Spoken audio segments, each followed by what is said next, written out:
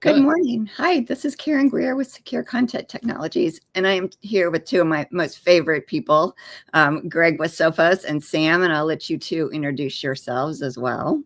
Thanks, Karen. This is Sam Hurd with Data Integrity Services down here in hurricane-proofed sunny Florida. Excited to be part of this with Karen, who's a great friend of mine, as well as a top-notch professional IT consulting uh, group. And it's our great pleasure to bring in Greg from Sophos to talk a little bit about the MDR platform. Greg? Yeah, thanks, Sam. Thanks, Karen. Greg Rosenberg, Senior Director for our MDR desk. So I run a global team of technical professionals that talk about MDR, managed services, and incident response. So happy to be here. Excited. Well, thank you, Greg. I'm going to jump right in and ask you a question that a lot of my clients ask me, and that is, how does Sophos's approach to proactive threat hunting work in real time? And what advantages does it offer over your competitors?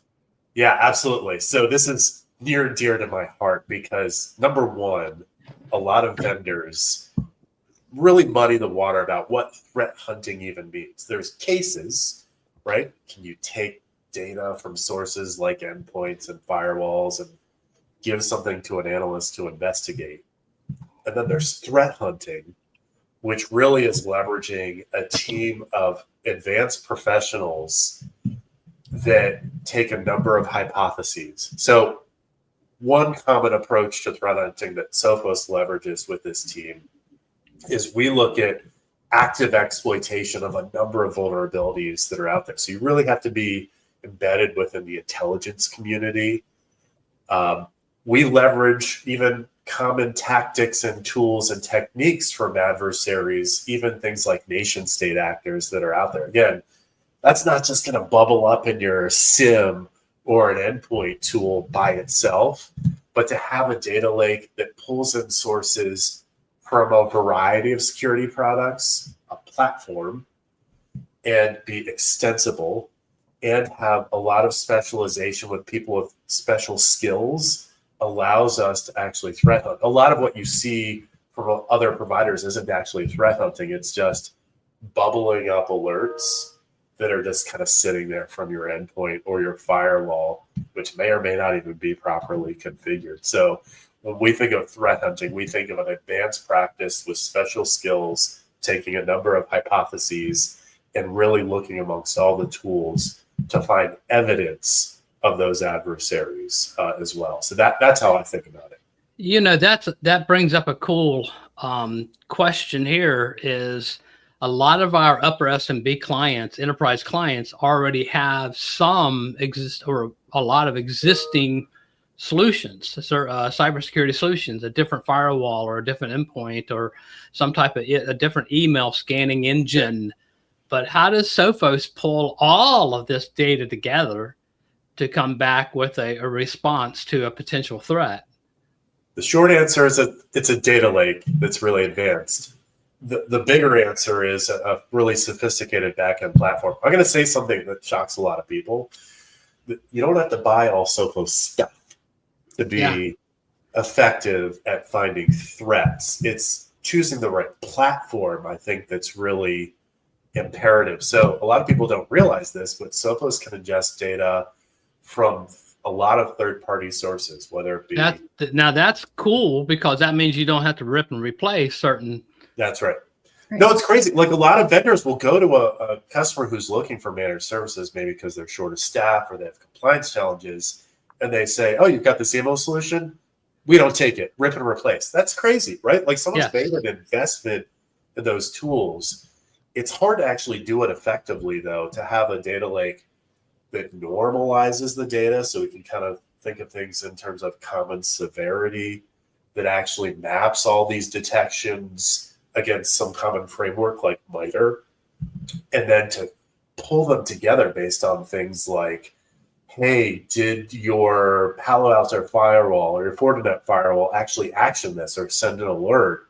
And then look at where it's coming from and pull it all together across not just your firewall, but your identity, against your workspace solutions like Microsoft or Google Workspace, and then look at your endpoints and servers. To be able to pull that information together is really hard. And Yeah. it's not a SIM that does it, but there's a lot of back-end resources to pull that all together so everyone has a cohesive view and doesn't just view them in a silo. That's really hard, but it's what makes it so powerful to have a platform like this. So one of the other big issues that I'm seeing, you guys, is how Sophos integrations can really impact, in a good way, companies' cyber insurance posture, and the coverage and all the things that go along with it, which are a challenge, right? It's hard to sort through all that, but Sophos actually makes it easier for these customers. They do. And, you know, I've unfortunately or fortunately read through a lot of insurance applications for cyber liability policies. Yes. And I'm sure you two have as well. Yeah. You'll see a couple of things that are on there, right? They'll actually ask you, are you adhering to relevant compliance standards? So if you process payment cards, do you adhere to PCI DSS? Requirement 11 actually says, excuse me, you need to ingest logs from all these different sources in your cardholder environment, from firewalls and identity solutions. And not only do you need to ingest them, you need to monitor them on a daily basis. So if you're not doing that today, then, excuse me, you're out of luck. You're not technically in compliance. The policy's not defensible. Even outside of that, they ask you those questions with a lot of the carriers that you're trying to place a policy with. And a lot of times they kind of chuck it over the wall to the IT person to say, are you monitoring these things? And in their minds, they think, I've got dashboards that I have email alerts coming from. That's not actually meeting the intent of the request. And again, you need to make sure that your policy is defensible. But not only defensible, but more importantly, that it's robust. Yeah. From a security perspective as well. And I think no one wants to make a claim on insurance, but if they do get to that point, they want to be in a position where not only does it pay out on a claim, but you can recover as quickly as possible. And that brings up, isn't there, I love the fact that there is a breach warranty policy that Sophos has. Can you expound upon that? Yeah, so the way I think about the breach warranty is that you're kind of maintaining your environment in a healthy state, right? You've got agents on every device. We're saying we have so much confidence in our service that we will protect you up to $1 million for things like ransomware payout.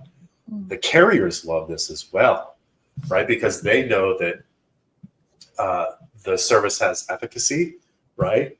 And they also know that if something were to really happen, that someone's standing behind and helping to make the payout on the claim. So they provide a lot of benefits in many cases to those customers that choose to have MDR because of those two factors. So it really kind of is an entire risk management strategy that the carriers can get behind and help you get benefits. In many cases, like, the premiums and the coverage limits, it pays for itself in many situations because it's just more proof that the risk mitigation you're taking with this, someone stands behind it and they actually see the value.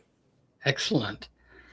Well, this has been awesome. Very quick hitting interview with Greg and Karen. Karen, thank you so much. Greg, awesome job. Karen?